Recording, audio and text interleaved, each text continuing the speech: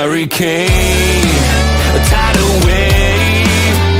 Essence perfect, life looks brilliant. Give me more of this. I'm out of control, about to blow, and I've been caught in the undertow. So toxic, but I can't get enough. You bury me, bury me. Yeah, you bury me, bury me. You've got me hypnotized. Push me out of myself. You've got me hypnotized. I can see, I can hear, going crazy by the light. It's got me hypnotized. You've got me hypnotized. Get you out of my hand again.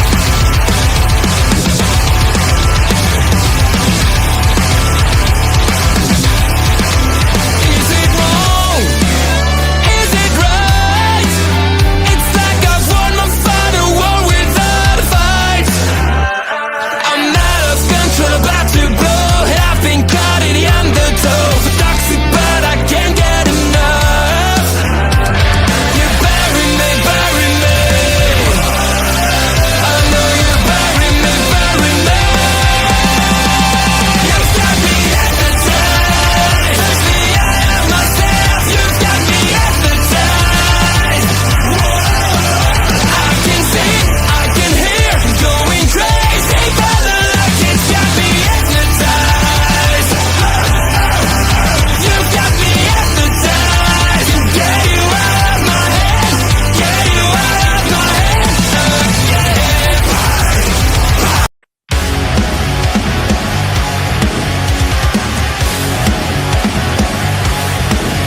Please note.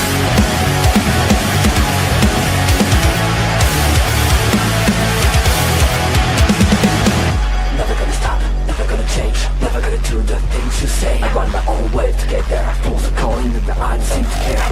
In the air, no more crowd, just the opposite kind of few clouds. So tell me the storm is coming, for the sake of all your lies.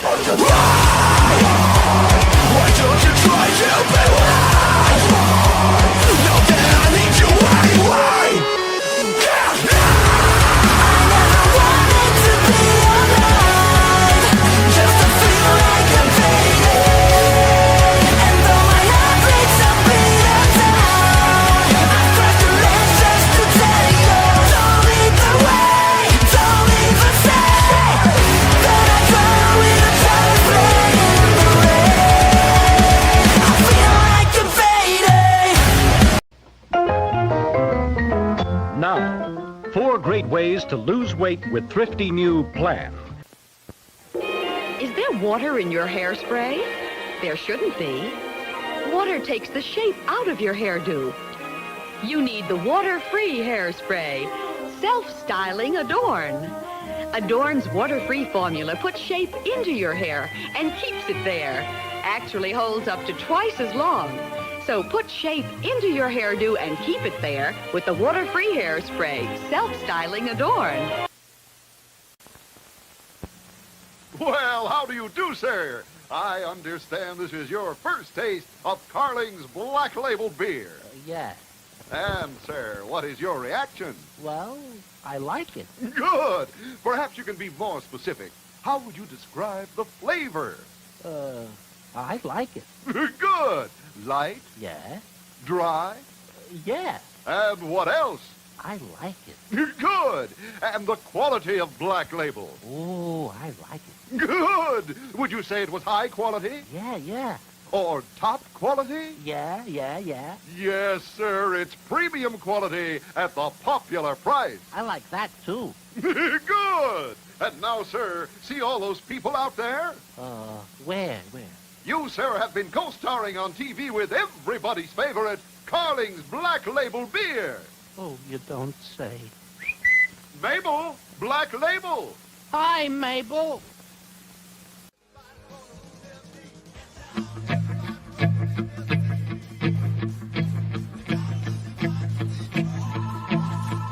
It's a dark, cold world out there. There's a time to live and a time for a man to die. There are places for dead men in the earth and the sky.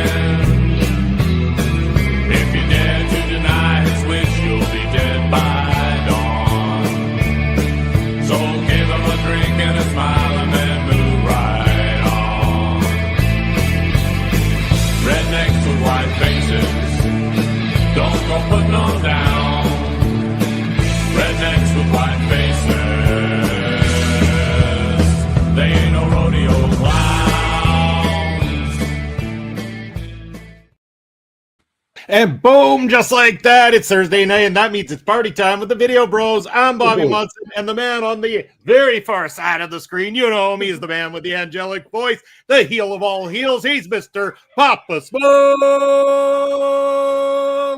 Papa Smokes, happy Thursday. How you doing?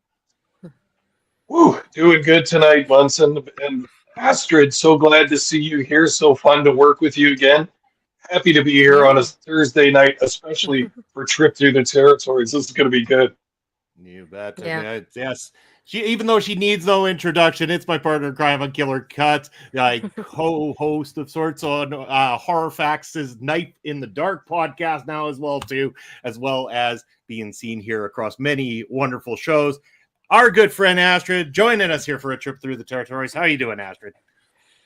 Doing good. How are you guys? It's been a while since I've been here, so I feel weird being in a show that I don't have to touch buttons though.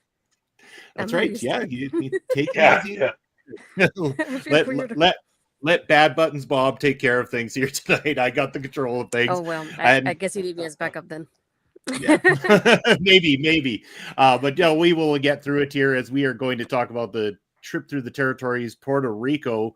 We're going to go over to you in just a moment here, Astrid. But I do want to mention to anybody tuning in, there was an announcement earlier today over on the social media for Prairie Pro Wrestling. Yes, my face right here was seen in said video telling you that there was a mistake on the poster saying that the doors open at 5:45 p.m. and the bell time is at 7. That is incorrect. 6:45 p.m. for the reserve seating. The doors will open around 7 o'clock for the general admission tickets.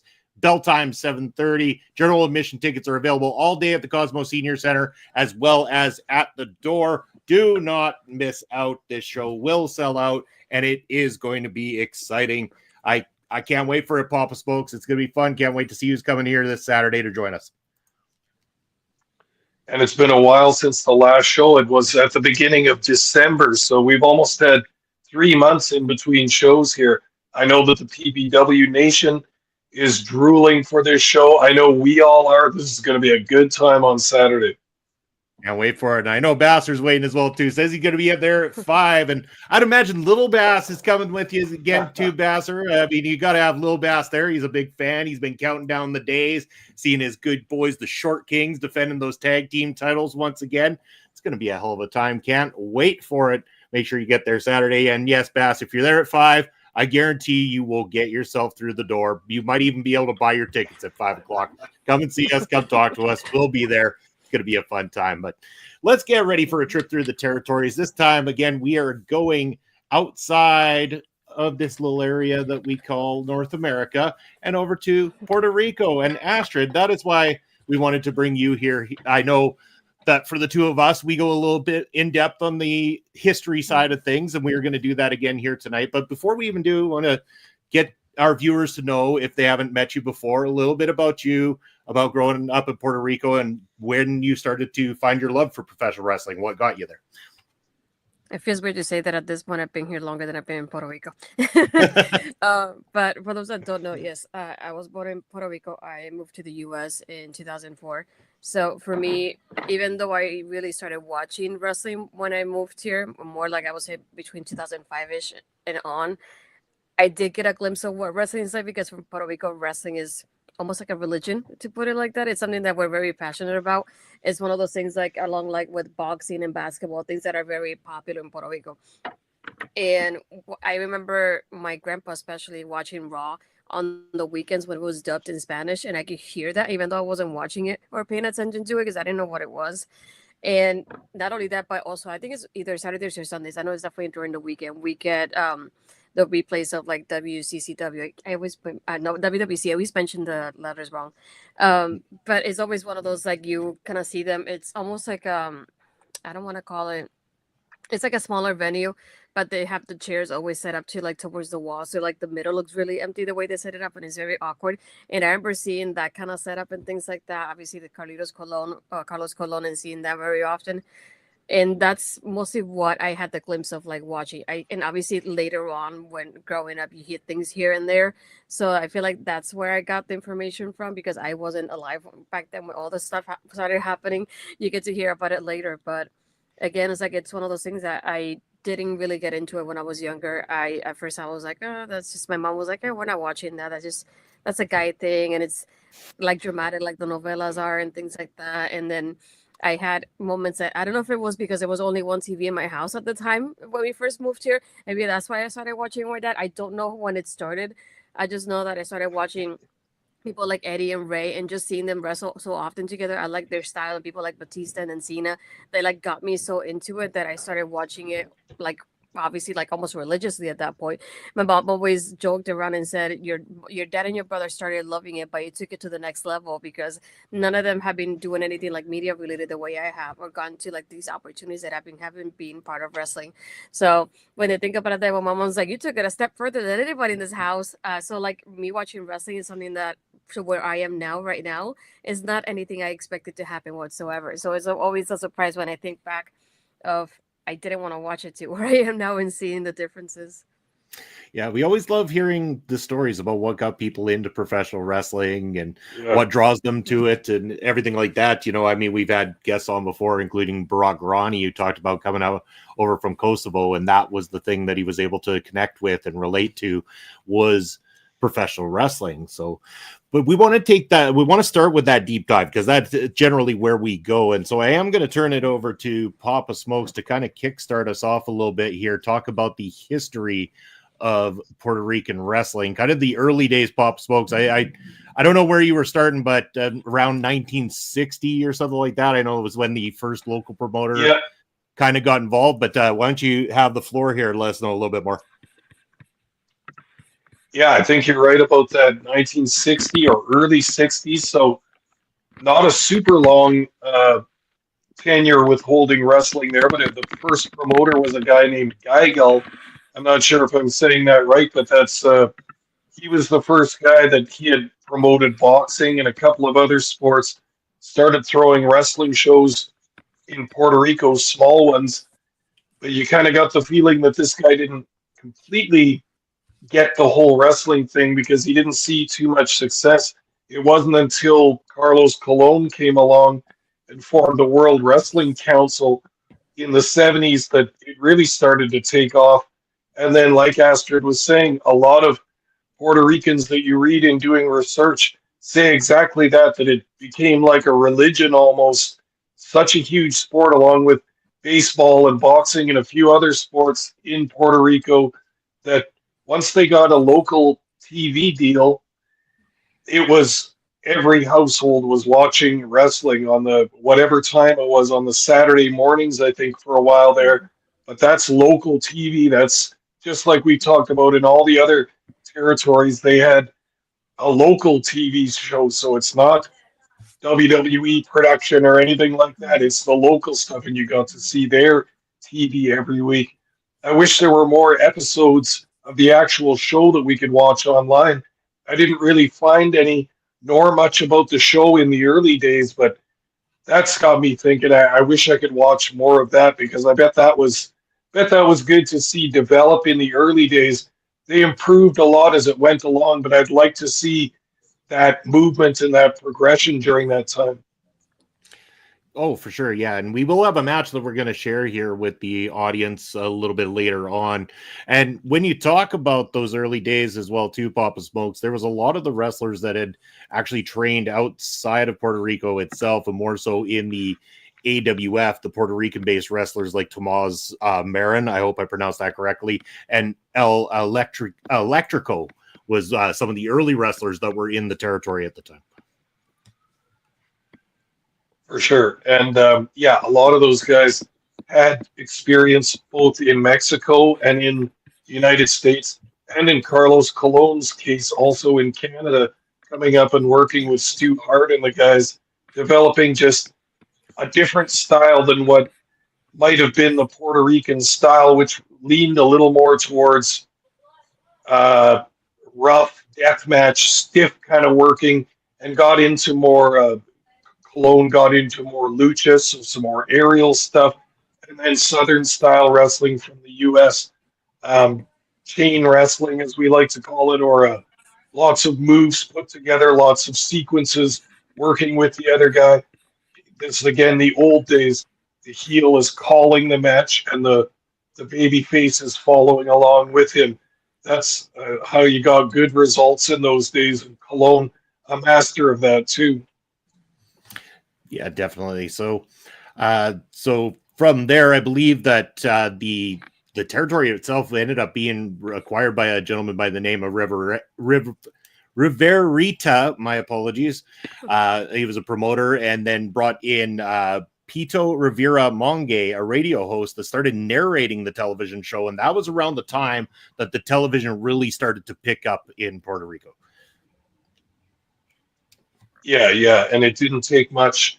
I think a lot of the people there wanted to see wrestling, were interested in wrestling. There, a lot of Puerto Rican families, as far as my research can tell, were just into sport. They like watching sport a whole lot. That appeals to me lots. So when they had a local wrestling show, not only could you go live on the weekends to see it, but you had a TV show where you could keep up with the angles. That was one thing Carlos Colon brought to WWC as well, was angles built up over time, over weeks, over months. The problem that needs to be rectified, the issue between the two wrestlers, it's got to get solved, and over various attacks and various matches throughout the months, they would build up to probably a large death match of some kind, which we'll catch a glimpse of when we watch a match in a little bit here, and really give the fans something to cheer about. You bet. Yeah, and it was a rather dangerous territory at times. We know when you can see old footage and stuff like that, the fans were very passionate. And we know also from talking with the almighty Sheik Joseph Samael, who worked in Puerto Rico for quite some time, he said that in particular, there was a certain way as a heel that you would need to walk down the rampways and through the exits and stuff like that to avoid any possible objects or anything like that being thrown at you, or just the pure backlash from the passionate Puerto Rican crowds. Now, we can say that we've seen it on TV and heard it before, but, Astrid, maybe you can elaborate a little bit about how passionate Puerto Rican fans are when it comes to sporting events. Yeah, I was gonna say, I remember when my grandpa was watching it before too. It's like you can tell how passionate they are because they are very, very rarely quiet.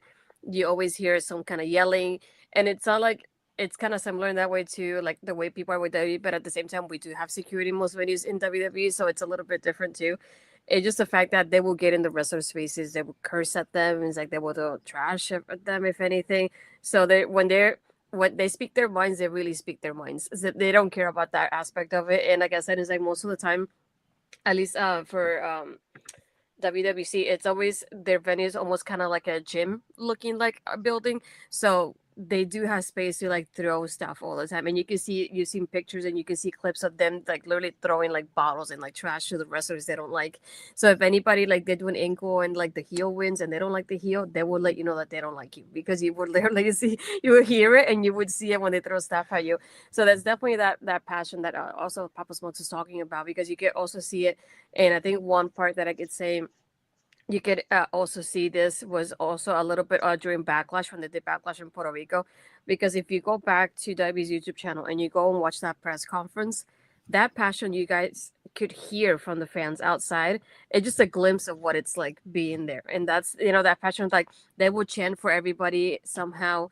They would rarely be quiet. And I think that's one of the things that before these like international shows really started in WWE currently, this is one of the few instances when the fans could get a glimpse of what outside of the US fans are like. And they could see how passionate they were. Like, wait, we love the crowd in Puerto Rico. We can't wait for them to go back. And then I feel like that started, I don't want to say a trend, but like they started to make people realize that like wrestling fans are passionate everywhere. And you can see that, especially when they don't get to watch it really live in person very often, and they get the rare chance that they can go watch it live.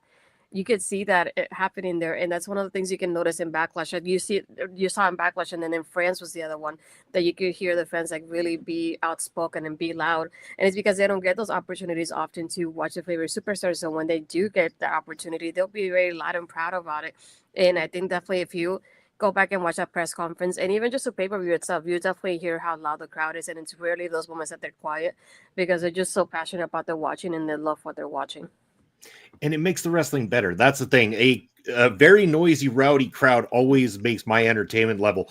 I can sometimes even ignore when a match isn't a top-notch matchup if the crowd is that passionate. If they make it that much more enjoyable. And I'm going to say I might understand a couple of the words being said here, but maybe Astrid, you could help with a full translation here from HPC Bad Guys. Join us in the chat. Yeah, basically, I'm from PR, but then there's a F word in the middle because I don't want to say it. No, But yeah, fair enough. Fair enough. That's the basic translation of it. Yeah, that's one thing also you can hear as well is that we do have a couple. A lot of people don't realize that even though we're part of the U.S., we do have our own like slang words and things like that, like the ones I use on the socials that you posted, like the little emoji with the weapon and things like that. Yeah. And you can hear Davian say it now, especially with Jay often. And it's always fun when you can get to see stuff like that because it's something that comes from our culture. So I'm like, if you hear, you know that person's Puerto Rican because of the way they speak. And I could tell because of Damien, like a lot of people are saying it more often now. So it's pretty awesome to see that kind of spreading a little bit. Well, in that post in particular, and why I wanted to use that as you speak is because Jose brought it up in his interview that he did with Mark, and I know that was something that was mentioned. So I was like, I got to make sure that's there. And then the music we used was actually suggested by Pop Smokes, and I believe that was Carlos Colon's theme music. Was it not Pop Smokes? Yeah, and a famous song in Puerto Rico, as I'm led to believe anyway, and a very nice song. I can see why it's popular. Yeah, I really like that. Yeah, you bet. So, Pop Smokes. I was going to say, go ahead. Can I comment on the passionate nature of the fans too? Because I was listening to some podcasts. I listened to a long time ago the Tennessee stud Ron Fuller. He did a number of tours in Puerto Rico, and also Dutch Mantel, and those guys talked about how rowdy it could get in those small Puerto Rican outdoor stadiums. And Ron Fuller said that it would be a packed house inside of quite crazy fans, but then the crazier fans were the people that couldn't get in, and they were also frustrated by the fact that they couldn't get in, so they would take baseball-sized rocks and throw them over the top of the stadium, just trying to get it into the middle, trying to get it maybe into the ring, right? But they're landing in the crowd, they're hitting people, they're sometimes hitting wrestlers, and they had to use a lot of security to keep the naughty element out of there. And then Ron Fuller said that at one point the guys were climbing up the side of the stadiums, using each other's bodies and climbing up the sides and climbing in. And of course, cheap American promoters don't want to let anybody in for free without paying, of course. So at one point, they put these 4 posts around the top of the stadium wall and put kind of spirals of barbed wire through there to try and keep the guys from climbing up there. Oh, it didn't work at all because those guys climbed up still, and they could kind of configure their bodies and hold on to the barbed wire, stand up there and get a great view. That is until one guy fell down and pulled the whole thing down with all the other people standing up there wrapped in barbed wire. Can you imagine that? That's better than the best spot you could possibly do in a match. Now it's all the fans falling off the stadium wall in barbed wire. I get cracked up when I heard that one. The bump heard round the world, apparently. I was going to say that the show sounded better outside than inside at that point. That is fantastic. That is a great story. I like hearing that. I mean, I don't condone wanting people to get injured or hurt or anything like that. But I mean, we got to understand the passion of fans was a lot more intense back in the 60s, 70s, 80s, even the early 90s than it has today. Now the passion is there, just the violent nature or the silly nature of the passion has kind of subsided a lot more. And we'll get into the booking styles and such, but Puerto Rico, like many territories, like to use that concept of the foreign heel or the foreign menace. So they would make their heel someone from outside of Puerto Rico, an American, a Mexican, a Canadian, whoever.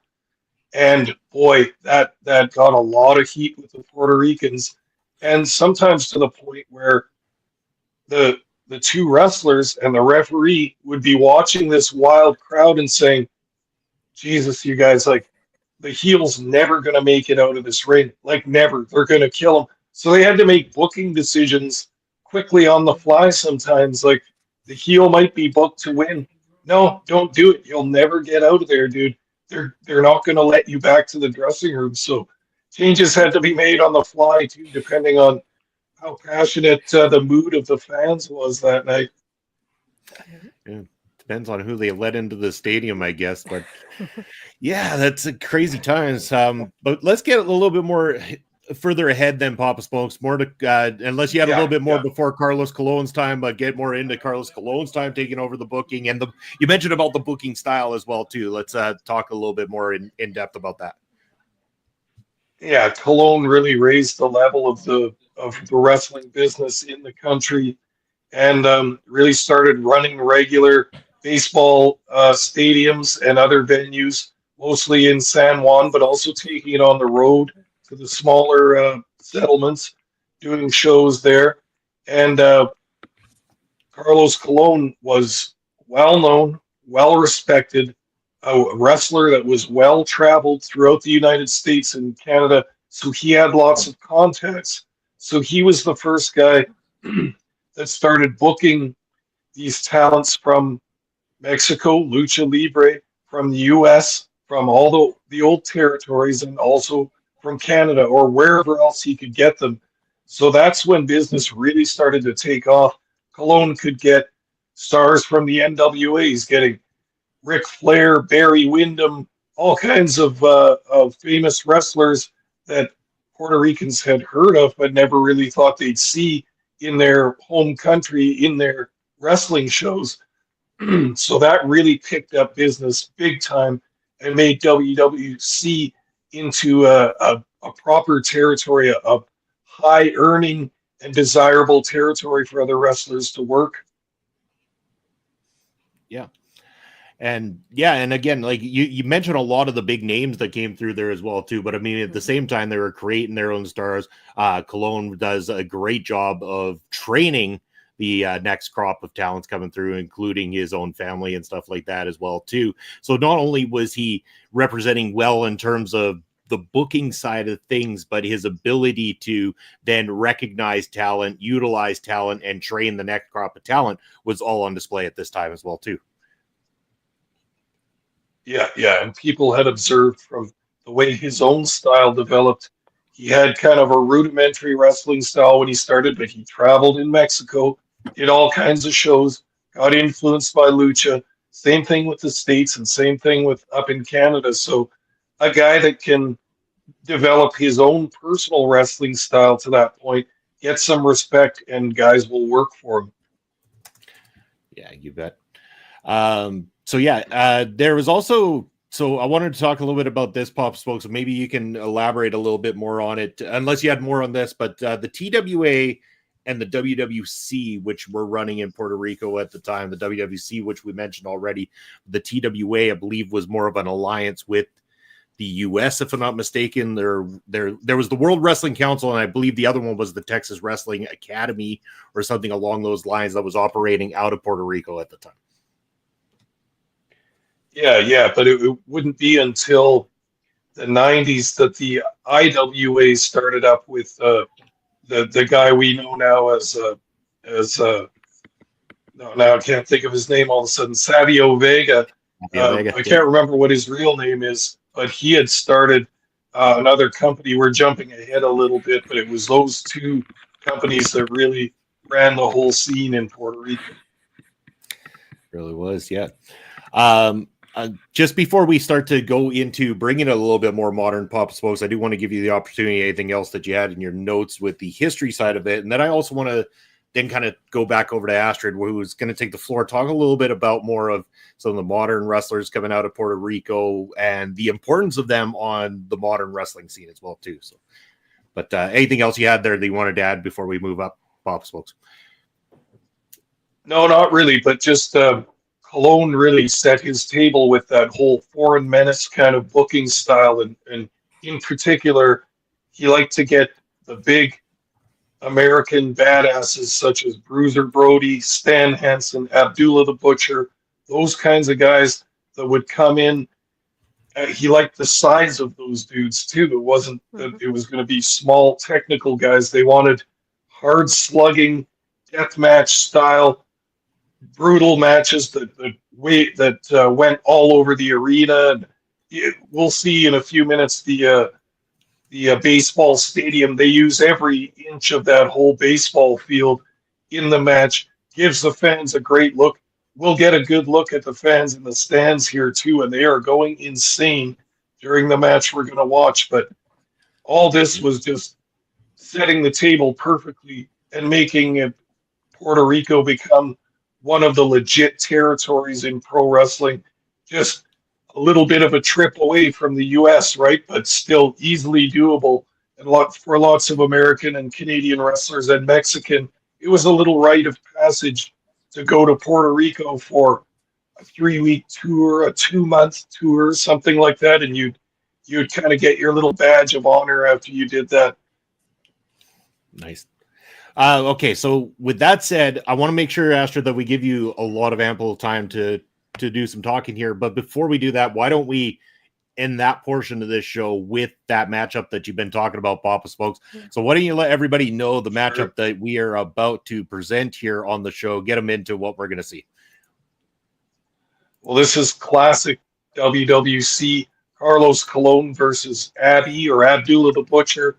And this would be a main event that they would use many, many times throughout the years because it never failed them once.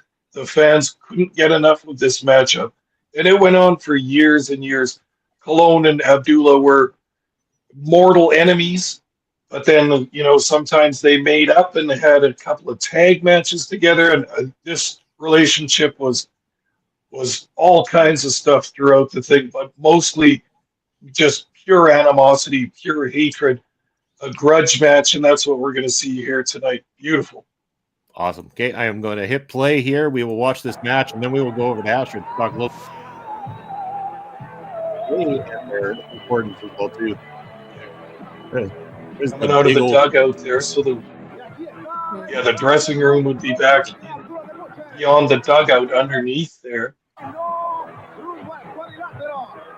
Big old Canadian man, Abby. Yeah. He's walking fast too. He wants to get to the ring area quickly. Well, he doesn't get paid by the hour,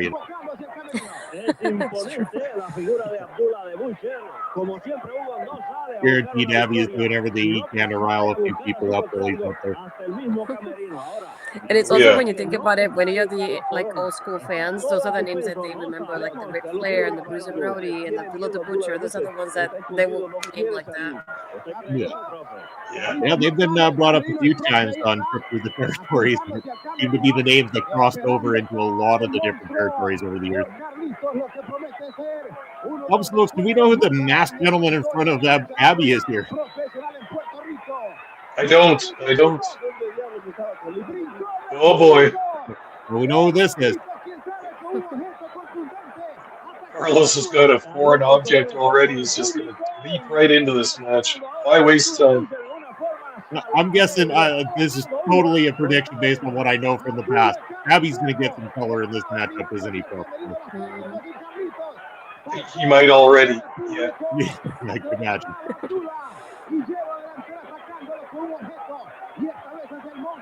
Yeah, Carlos was so good. He's so underrated and not talked about enough. He was excellent. That's true. Oh.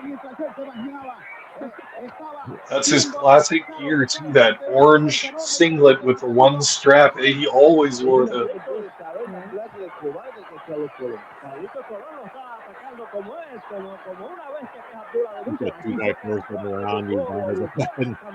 Nothing tricked about that thing either, too. So that's not feeling too great. We're not getting the lead up to this match, but as you can see by Carlos's attack here, he's not going to bother with any baby face bullshit at this point. He's just going right after it. This is obviously in response to a huge grudge that they've developed over some weeks and months and years. I'm guessing he's got another foreign object. So many. Yeah. Yes. He's all set up with foreign objects. Yeah, Oh, Abby's there's got the color Abby's already. buddy. There it is. Here we are, the two guys that are constantly talking about, not liking gimmick matches all the time, and half the time on the trip through the territories, we're picking the gimmickiest matches. Oh yeah, this is where they did it good. Abby's had zero offense in this thing at all. He has been messed up.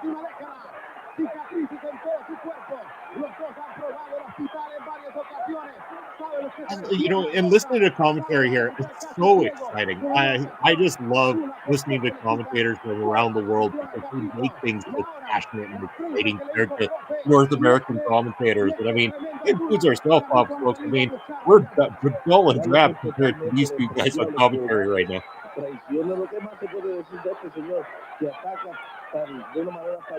That's another thing that I remember too, especially watching when they put Raw on the weekends with the sub, when with it being subbed. It's always Carlos Cabrera and Hugo Savinovich that we always hear. So those are the voices that I grew up listening to as well. So for example, right now Hugo is one of the people behind Lucha Libre Online, so I get to see his face every now and then. So when I hear his voice, I'm like, I know that voice more than the face because I'm used to listening to him. And every time somebody would hit one of those big moves, kind of like the way Michael Cole goes vintage or whoever, Ugo will always say Atangana and something very yell it out very passionately. So you would hear that every so often in the commentary. And when you hear that's when you know something bad really happened here, badass.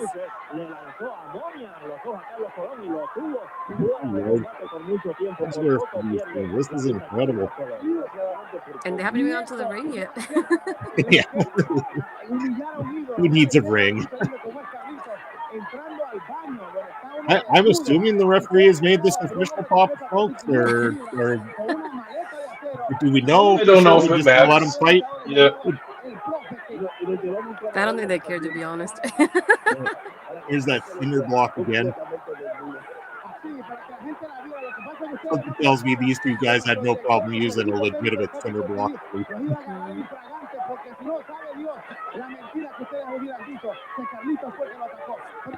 The little guys in the front row aren't quite sure what to think of that.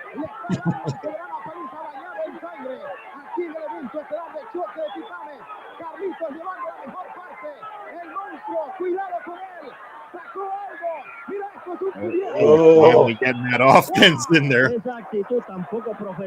Abby came prepared too. He's got the nice plastic knife in the trunks there.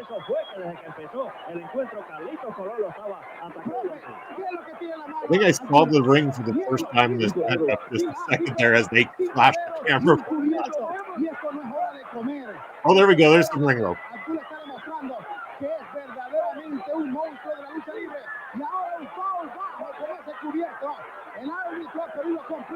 Es bien triste el caso del profe que está comentando y tras de sordo también es ciego.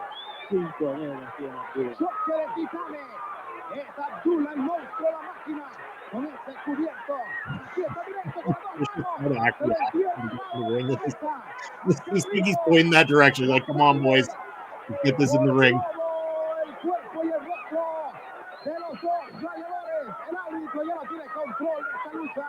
Esto ya es personal y esto nadie lo puede detener. Esto lo podemos llamar el ocaso de un ídolo.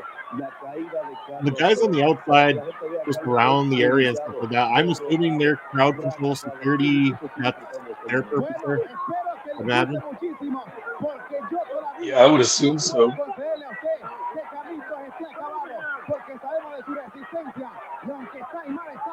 Todo Puerto Rico, el mundo entero sabe la resistencia del acróbata del ring.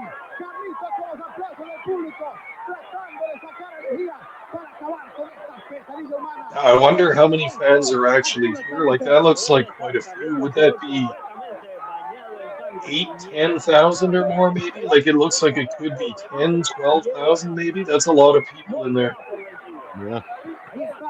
Yeah, and I think compared to the usual WWE setting, because I'm used to the way they do it. It looks almost like a gym.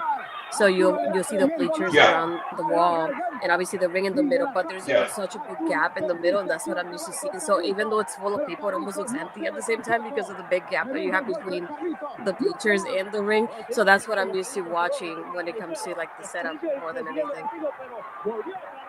Yeah, I watched a few matches in that setting as well, but this is obviously a bigger show. This must be a blow off to a feud or whatever.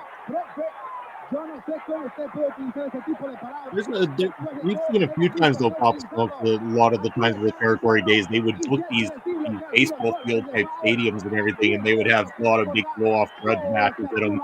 It's same kind of feeling too, where there's a lot of fans there, and you can hear the crowd very clearly, but at distance between it, almost like after the say, it feels empty in a way because you're not witnessing the crowd as often as you would at a regular show.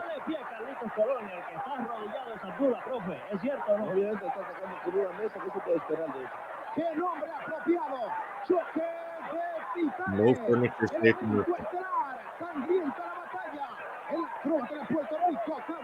It's not like there's a lot of finesse in this match or anything, but I did like this one just for our viewers to get a taste of it, just because I like the venue, I like the setting, and I like that you get to see some of the fans in the stands like really getting crazy, really getting passionate as this match goes on. Oh. But he got his Zubaz pulled off. Yeah. That always makes for an interesting comedy set. Not a pop from the crowd, too, big time.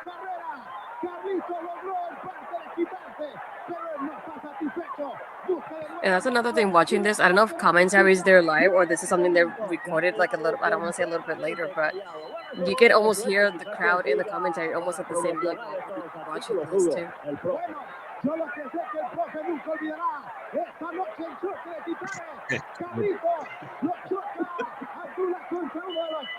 Big bloody spot on that truck. Hope it's owned and not rented.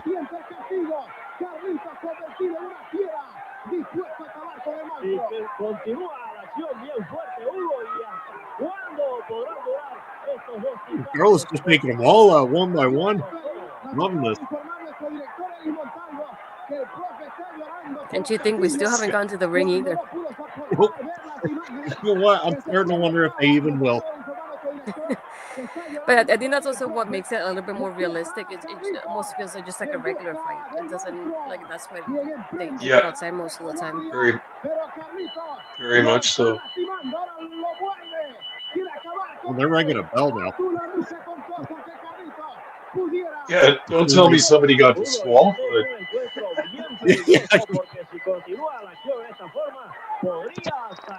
I guess they're gonna, knowing Territory Days booking, this one's no contest or something along those lines.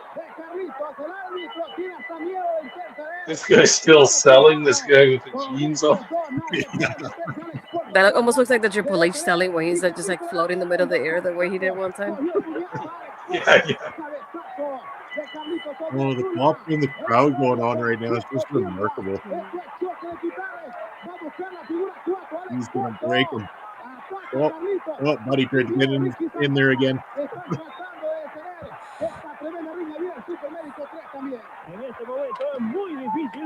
And the referee still trying to call in the middle of the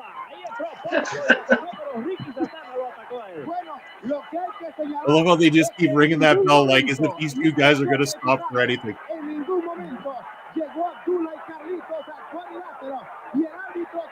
There we go. Kick his ass.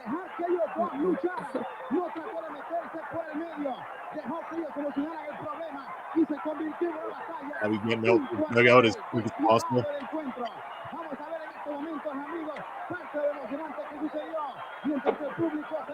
And we'll get some replay down. Yeah.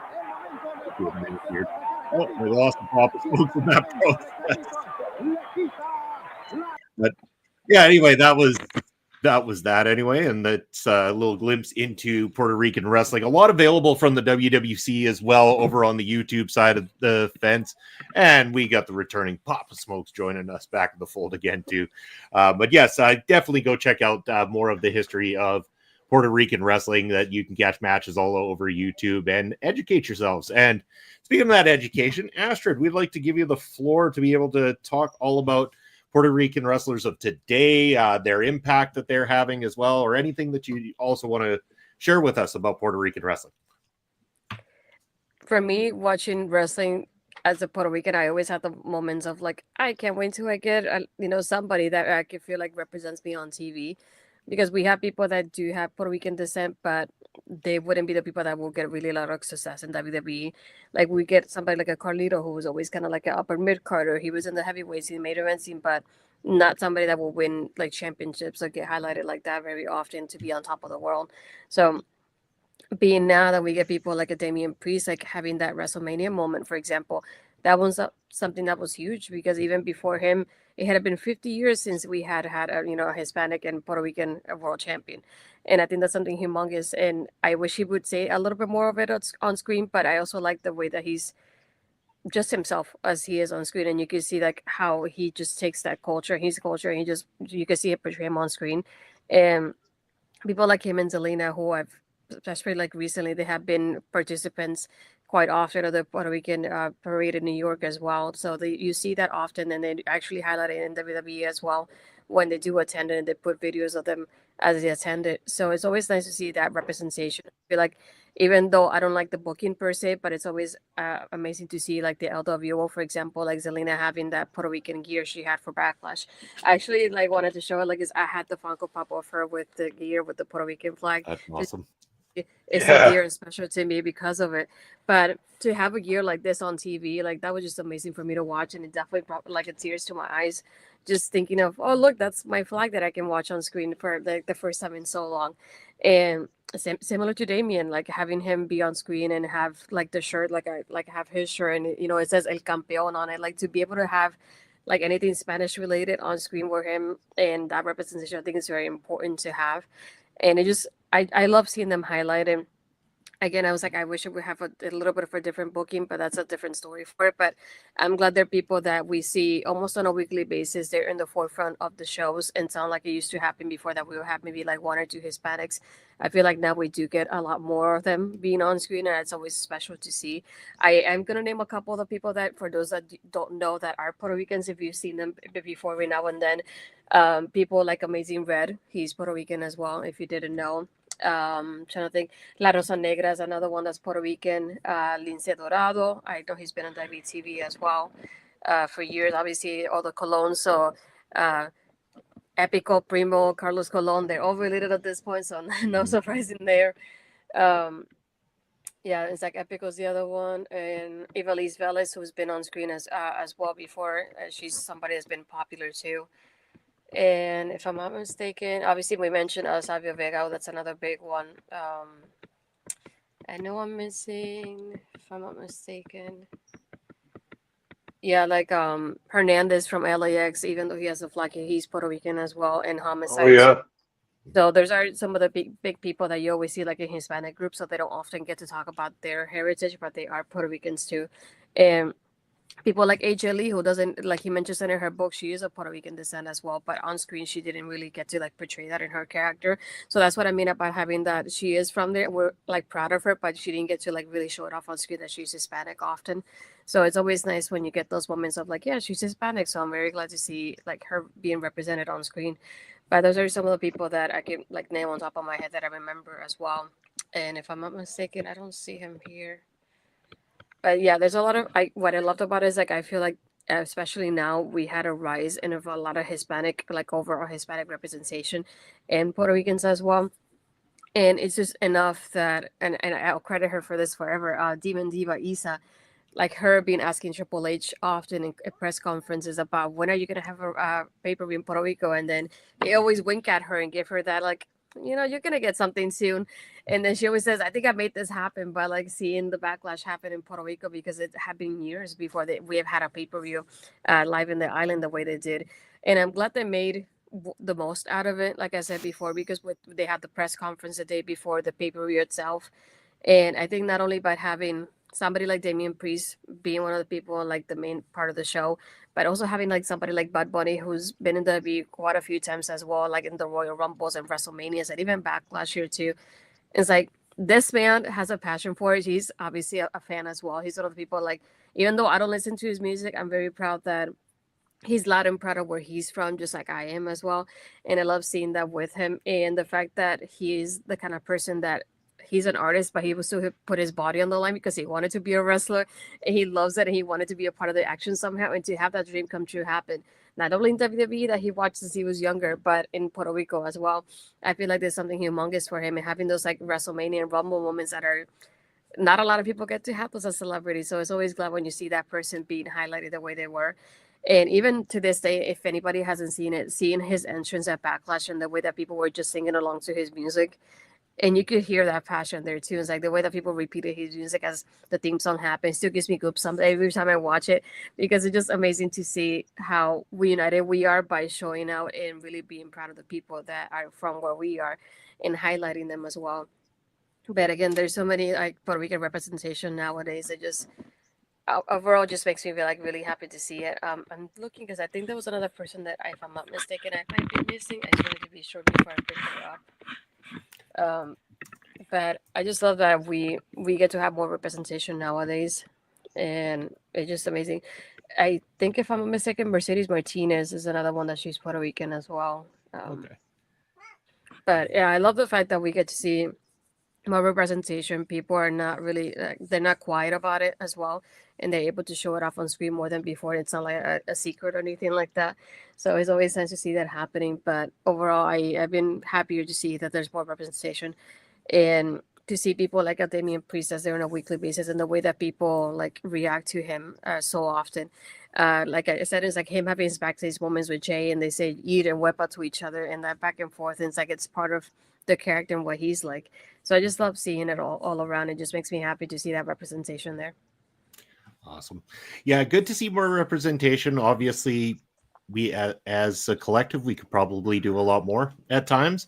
I got to ask now, with the success of Backlash having been in Puerto Rico, could you foresee the next big step for pro wrestling there well, at least on the WWE side or the AEW side, to bring a larger scale premium live event to the area, one of the bigger AEW ones? I'm not saying WWE will necessarily go the WrestleMania route, but say like a Survivor Series War Games or a SummerSlam, something like that, that really could be very well received in somewhere like Puerto Rico. Is that the next step for the country as well as the WWE or AEW? I'm embarrassed that I forgot to mention Santana and Ortiz being Puerto Rican as well. Sheesh. But no, I feel like for AEW, I see a little bit further than WWE, if that makes sense, because I feel like AEW, I haven't seen them representing it the same way as WWE has, like with the international shows, for example. With WWE, like you said, not a WrestleMania, but I do see them doing like one of their other big four pay-per-views or big five at this point. Pay-per-views being in the island, I feel like they should definitely keep in mind the reaction that they got because they took so long to get there, like that big gap they have between shows. And I feel like if you listen to the crowd, then you definitely know, like we should definitely come back here because look at the reaction that we got, that we know how welcoming it was.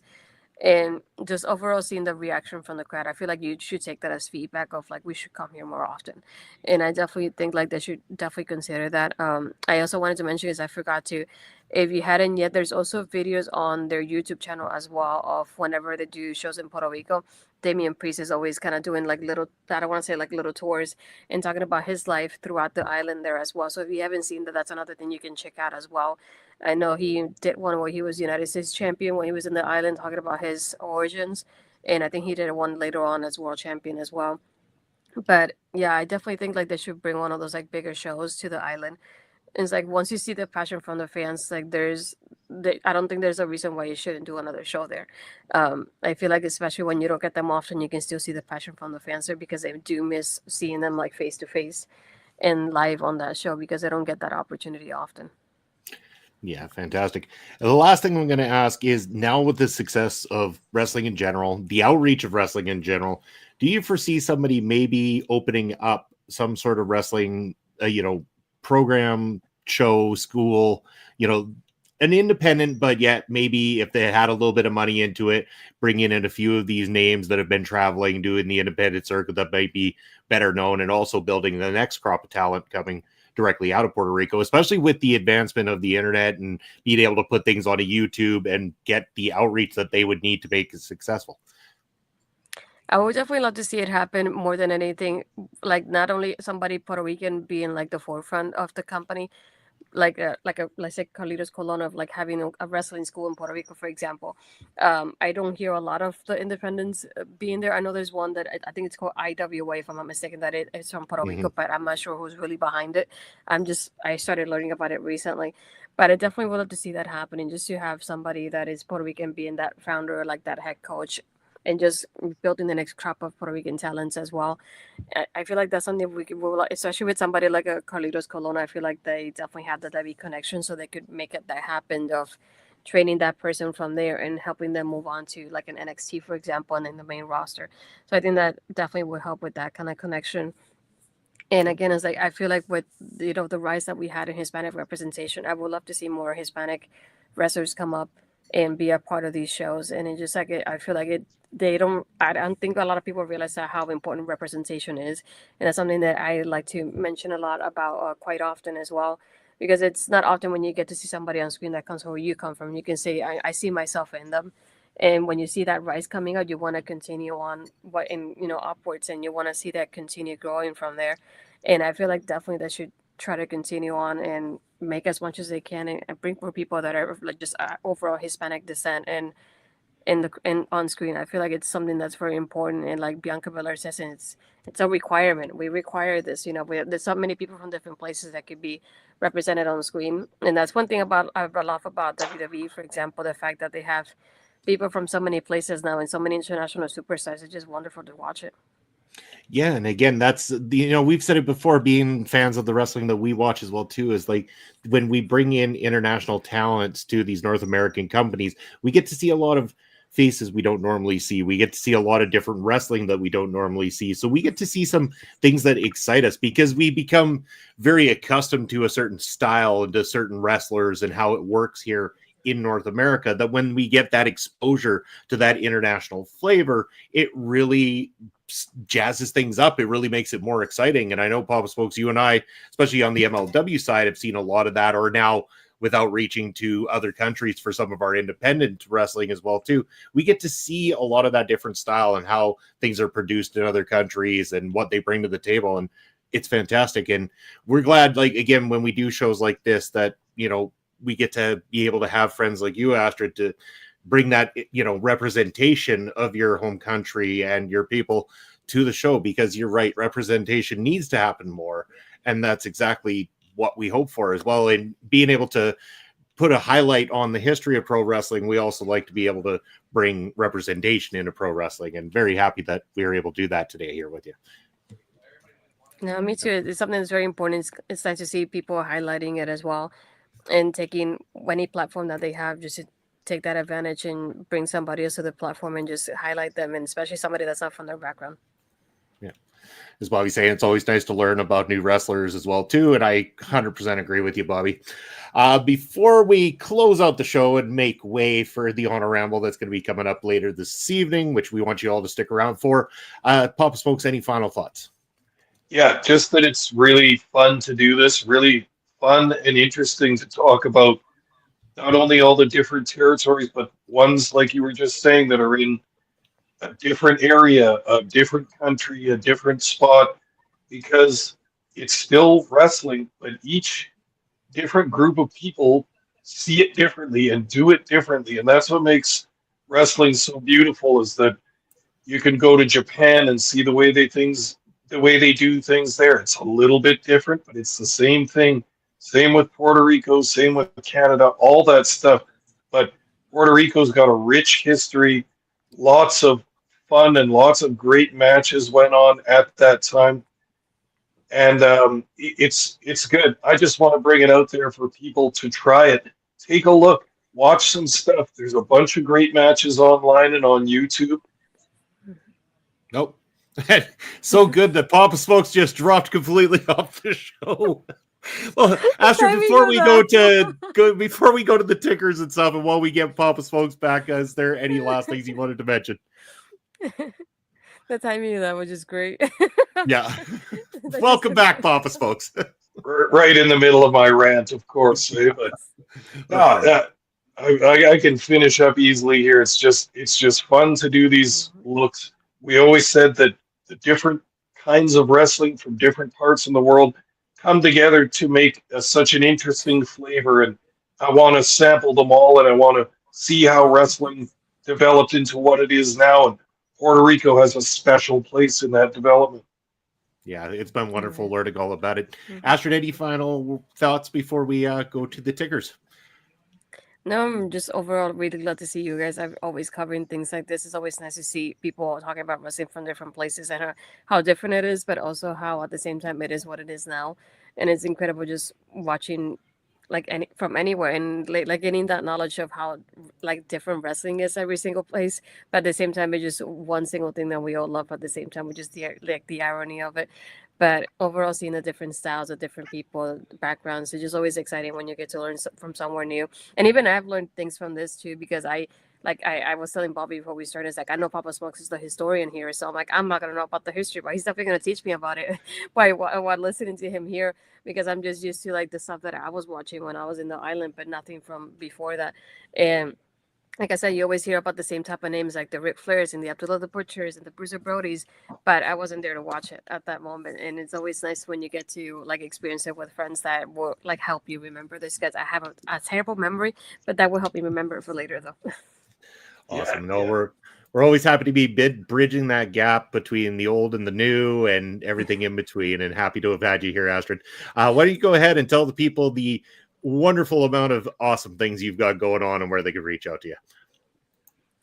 For me, you can find me tomorrow making an impact at 5 p.m. Eastern with Brett and Mark. And then, as Bobby mentioned, we have joined the group of Horror Facts under Knife in the Dark. So we're going to be covering a lot of horror with Horror Facts. So you can definitely hear our episodes are going to be moving forward with them every now and then. I know Bobby's is live. Mine should be coming out soon. We're definitely going to be re-recording this week for Hard Eyes as well. So that should be coming out soon as well.